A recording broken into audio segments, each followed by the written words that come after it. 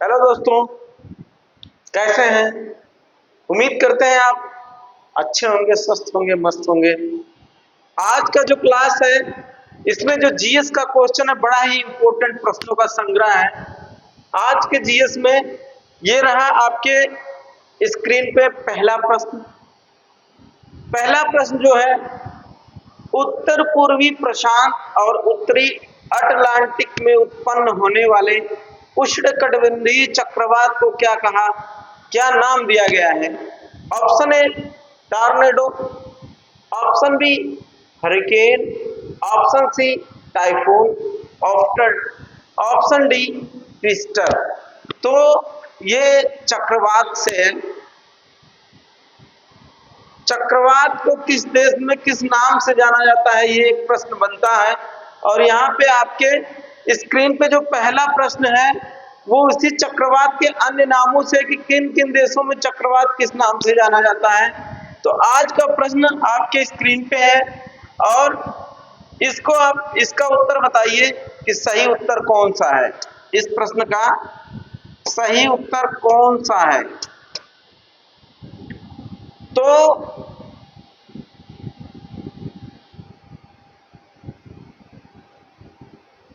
क्या नाम दिया गया है? ठीक है, ये प्रश्न है।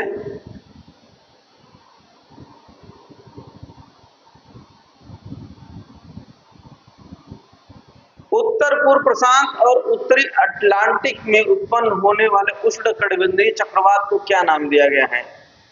ऐसे देखा जाए तो ये जो ऑप्शन है इसमें जो प्रश्न पूछा, ये पूछना चाहिए था कि ये जो चक्रवात है किन देशों में किन नामों से जाना जाता है। ठीक है, ये लगभग सभी नाम तो वही दिया हुआ है। तो इस प्रश्न का जो सही उत्तर है, आप टॉर्नेडो देख लीजिए। टॉर्नेडो जो है वो आपका संयुक्त राज्य अमेरिका में कहा जाता है इसको। ठीक है, संयुक्त राज्य अमेरिका। ठीक है, हरिकेन कहा जाता है ऑस्ट्रेलिया में।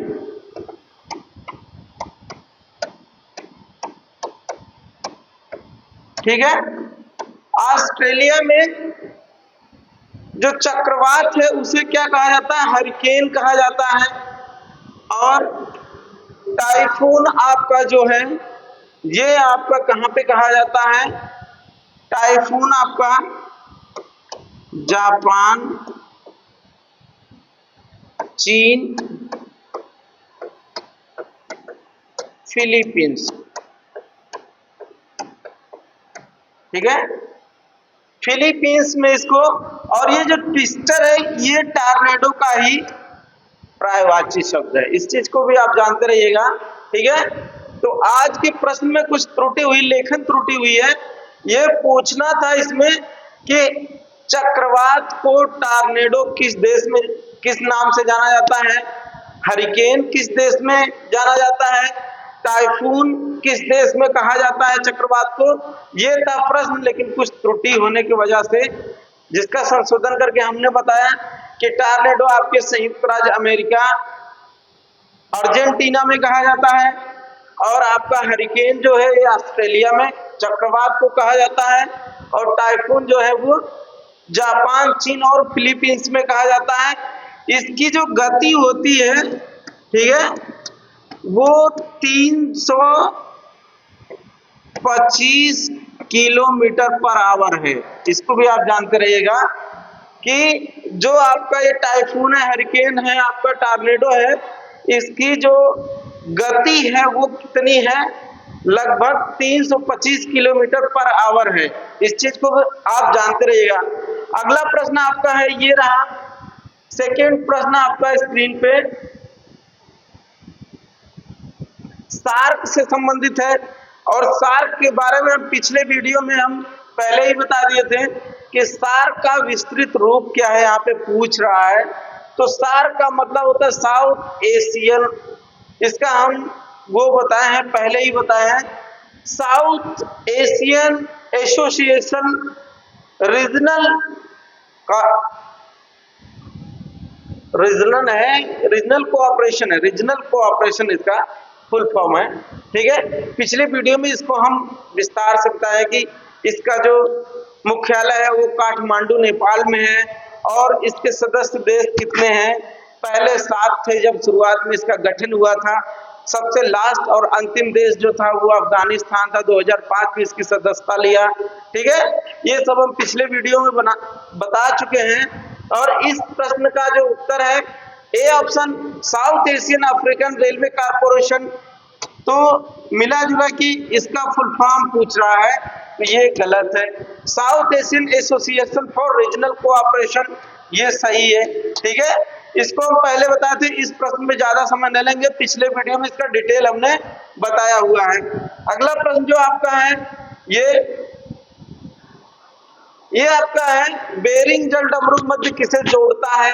ए ऑप्शन हिंद महासागर और जावा सागर को, बी ऑप्शन आर्कटिक महासागर और प्रशांत महासागर को, सी ऑप्शन आपका भूमध्य सागर और अटलांटिक महासागर को, डी ऑप्शन अटलांटिक महासागर और हडसन की खाड़ी को। तो इस प्रश्न का जो सही उत्तर है वो आपका है आर्कटिक, यानी कि ऑप्शन बी आर्कटिक महासागर और प्रशांत महासागर को जो जोड़ता है उसे बेरिंग जल डमरू मध्य कहा जाता है। क्या कहा जाता है? बेरिंग जल डमरू मध्य कहा जाता है। अगला प्रश्न आपका है, उस विकल्प का चयन करें जो संगठन और उसके मुख्यालय के सही मेल को दर्शाता है। तो मुख्यालय से एक प्रश्न आता है, ऑर्गेनाइजेशन से आता है, जो आपके विभिन्न प्रकार के यूएनओ के संगठन हैं उनसे प्रश्न आता है, उनके फुल फॉर्म आता है, उनका मुख्यालय आता है। तो यहां से ये प्रश्न है, क्या है आपका WHO, इसका मुख्यालय पेरिस दिया हुआ है। इंटरपोल वाशिंगटन DC, गेट का जिनेवा और ESRO ब्रुसेल्स, ये इसके ऑप्शन हैं। तो मिला जुला के आप इस प्रश्न का सही उत्तर बताइए कौन सा है। तो इस प्रश्न का जो सही उत्तर है वो आपके स्क्रीन पे है, वो आपका गेट जिनेवा। ठीक है, क्योंकि WHO की बात अगर होती है तो WHO का मुख्यालय आपके कहाँ पे है? स्विट्जरलैंड में है। ठीक है, स्विट्जरलैंड में जिनेवा में, यहाँ पे पेरिस दिया हुआ है, जबकि पेरिस WHO का मुख्यालय नहीं है। इस प्रश्न का जो सही उत्तर है वो ऑप्शन सी ऑप्शन है। अगले प्रश्न की तरफ चलते हैं। इंपॉर्टेंट प्रश्न है, कई बार विभिन्न प्रतियोगी परीक्षाओं में आया हुआ है। क्या है आप, किस देश को जोगियों का देश हर्मिट किंगडम के नाम से जाना जाता है। ऑप्शन ए उत्तर Korea, option B Australia, option C Japan और ऑप्शन डी थाईलैंड। ये 4 ऑप्शन है। तो इस प्रश्न का जो सही उत्तर है वो आपका है उत्तर कोरिया। उत्तर कोरिया को हर्मिट किंगडम के नाम से जाना जाता है। इस चीज को आप याद रखिएगा, जोगियों के देश के रूप में किसे जाना जाता है? उत्तर कोरिया को। तो ये रहा आज के प्रश्न, जो आपका 5वां प्रश्न है उसका उत्तर। अगला प्रश्न आपका है, निम्नलिखित में से कौन सी गर्म पानी की जलधारा नहीं है। A option Humboldt, B option Croatia, C option Tsushima धारा और डी ऑप्शन अलास्का। तो इस प्रश्न का जो सही उत्तर है वो ऑप्शन ये है, ये आपकी कौन सी है? ठंडी जलधारा है। इसको आप जानते रहिएगा, क्या है? ठंडी जलधारा, ठंडी जलधारा। क्या नाम है इसका? ठंडी जलधारा। ठीक है, बाकी ये अन्य जो 3 हैं, ये तीनों कौन सी हैं? गर्म जलधारा हैं।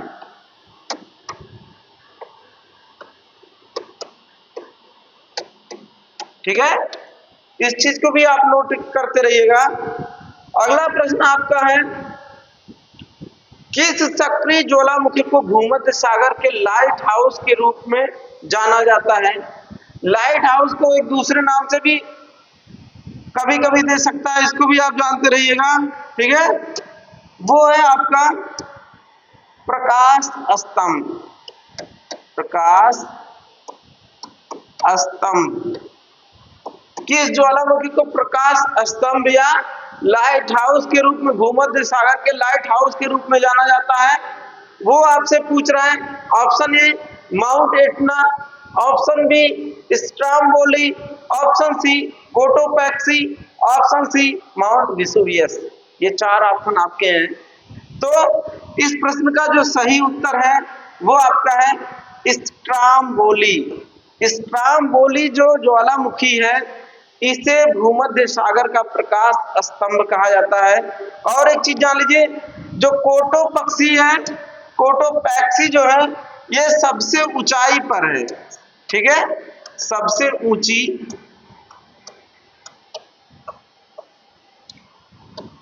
सक्रिय ज्वालामुखी।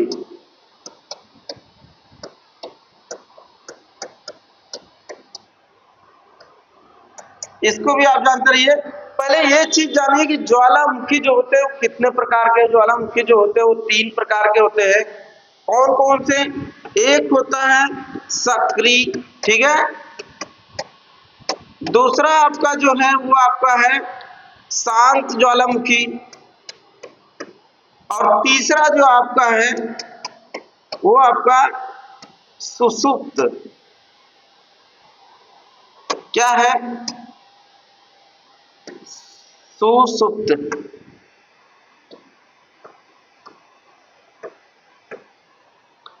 सुषुप्त इसका नाम है, इसको भी आप जानते रहिएगा। ये 3 प्रकार की ज्वालामुखी पाई जाती हैं। कौन कौन सी? सक्रिय, शांत और सुषुप्त। सक्रिय ज्वालामुखी जो होती है इसमें हमेशा उद्गार बना रहता है, लावा निकलता रहता है। और जो शांत ज्वालामुखी है इसमें एक बार उद्गार होने के बाद, एक बार उद्गार होता है उसके बाद ये शांत हो जाता है। और जो सुषुप्त ज्वालामुखी है इस पे समय समय पे उद्गार होता है और शांत हो जाता है, फिर कुछ समय के बाद उद्गार चालू हो जाता है। उद्गार का मतलब होता है कि इसका सक्रिय रूप, ठीक है, इसका सक्रिय रूप यानी कि इससे लावा और धुंध का निकलना, लावा का निकलना, गैस का निकलना, ये इसे क्या कहा जाता है? ये उद्गार कहा जाता है। इस चीज को आप जानते रहिए कि आपसे पूछ सकता है कि निम्नलिखित में कितने प्रकार की ज्वालामुखी होती है, तो 3 प्रकार की होती है। कौन कौन सी? सक्रिय ज्वालामुखी होती है, शांत ज्वालामुखी होती है और सुषुप्त ज्वालामुखी होती है, ठीक है। अगर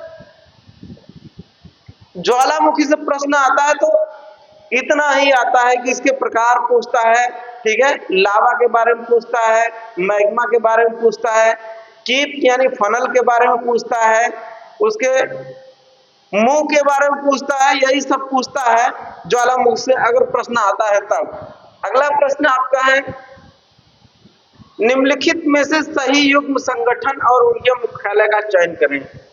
ILO Washington, IMF Paris, UNIDO Vienna, UNESCO Geneva.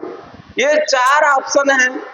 आप इन 4 ऑप्शनों में से सही ऑप्शन पूछ रहा है, यानी कि यूनाइटेड नेशंस के मुख्यालय, संगठन और उसके मुख्यालय का कोड दिया हुआ है, इसमें से पूछ रहा है कौन सा सही है, ठीक है।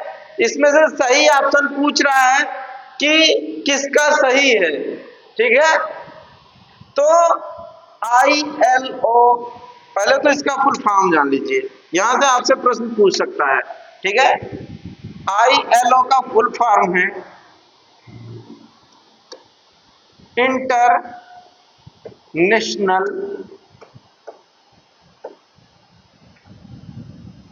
लेबर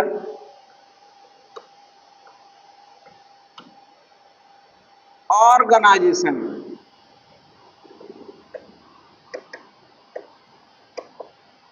ठीक है। क्या है? ILO का full form International Labour Organisation, और इसका IMF का इसका फुल फॉर्म क्या है जान लीजिए, इंटरनेशनल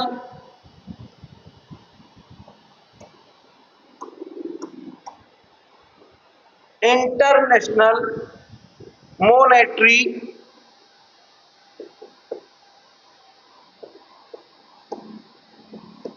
फंड, ठीक है, इंटरनेशनल मॉनेटरी फंड, ये कौन सा है? UNIDO,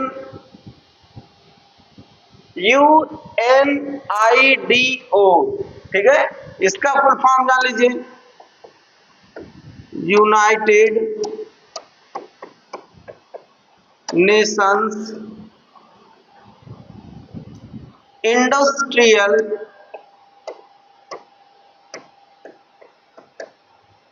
इंडस्ट्रियल डेवलपमेंट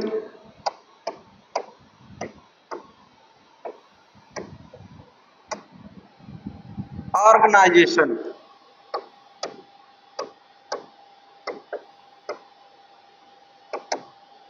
ठीक है। और यूनेस्को का क्या है?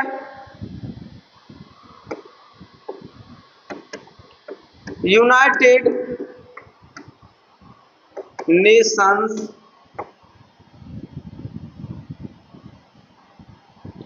एजुकेशनल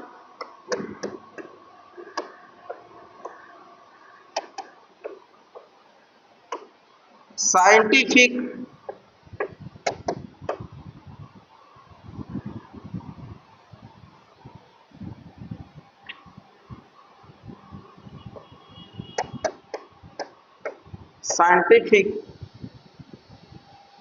कल्चरल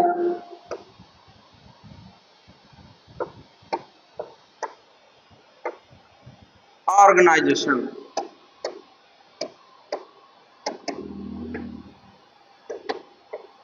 ये इसका नाम है, ठीक है। ILO का इंटरनेशनल लेबर ऑर्गेनाइजेशन, IMF का इंटरनेशनल मॉनेटरी फंड है, और UNIDO का इसका है United Nations Industrial Development Organisation, और यूनेस्को का है United Nations Educational Scientific Cultural Organisation. ये आपके हैं 4 ऑप्शन दिया हुआ है, और इसके मुख्यालय के बारे में पूछ रहा है कि निम्नलिखित में से संगठन और उसके मुख्यालय का सही युग्म क्या है, ठीक है, सही युग्म पूछ रहा है, तो इसका सही युग्म कौन सा है, इस चीज को आप बताइए। तो इसका जो सही है वो आपका है ये ऑप्शन सी, ठीक है। यूनेस्को का आप कहाँ पे है, और ILO का इसका है जिनेवा है, कहाँ पे है, जिनेवा है, ठीक है। और यूनेस्को का जो है फ्रांस है ये, ठीक है, फ्रांस की राजधानी पेरिस है, कहाँ पे है, फ्रांस की राजधानी पेरिस। और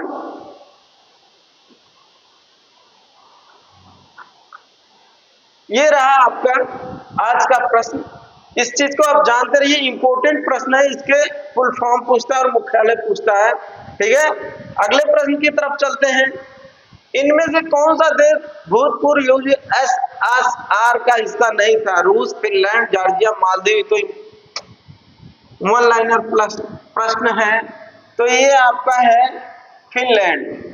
फिनलैंड आपका जो है ये आपका USSR का हिस्सा नहीं था।